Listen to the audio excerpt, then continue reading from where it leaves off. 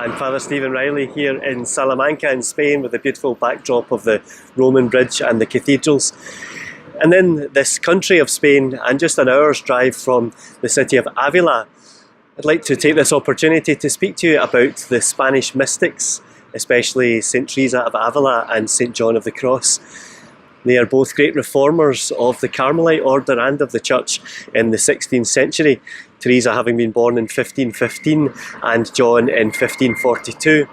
They founded a refoundation, if you like, of the Carmelite order called the Discalced, those without shoes, therefore a life without any kind of luxury. They are very deep in the psyche of Spain and its spirituality, and they are well worth taking into part of our own spiritual lives as well.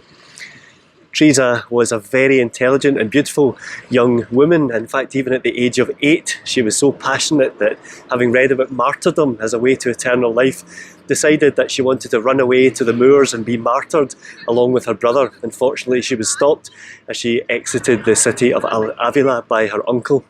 That great passion drove her throughout her life, and throughout her years in the Encarnacion convent in Avila, she felt that something was missing, and eventually she founded different houses all throughout Spain to renew the charism of Carmel. And she had the great fortune and providence to meet John of the Cross in Medina del Campo, and he was undertaking a similar reform of the male Carmelite order, and they became a real driving force of this force of renewal within the Catholic Church in Spain.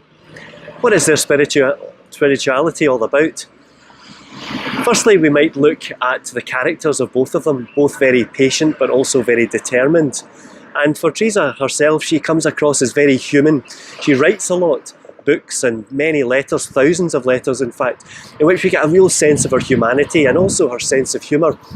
One famous story about Teresa is that she came to a ford in a river and her horse threw her off and she ended up absolutely soaked, and she looked up to the sky and said to God, "If this is how you treat your friends, no doubt, no surprise that you have so few of them."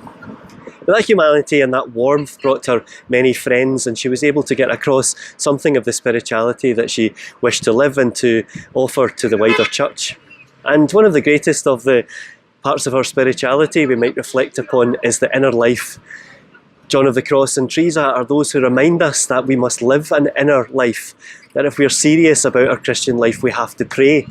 For many years, Teresa, as a nun, was praying very well and very hard and seemed to be a very holy person, but already well into her 30s, she felt somehow that she had kind of been playing at it and that she had to give herself fully to prayer in order to live her Christian life as she should. That's an example to us of really giving ourselves with fullness of heart to the practice of prayer. And she would ask us, as we might ask her, where do we find God and how can we pray? And instead of focusing on God out there, where God of course is transcendent and is out there, but also and above all, God is inside of ourselves. And one of her greatest books is called The Interior Castle. It uses the metaphor of a castle to help us to understand that we have to pass through the different inner chambers of ourselves to get right to the core of ourselves, what the Bible might call our heart. And there we'll be able to meet God face to face and be able to become his bride. Another part of her spirituality which is important is the sense of movement which she has, but it comes out of that centre, the centre of living a life of prayer. We are given in the Bible an example of Martha and Mary, of those who work and those who pray, and Teresa got that balance, a woman of deep prayer. She was able also to travel from place to place to found new monasteries and to have an amazing influence on the church of her time and the country too.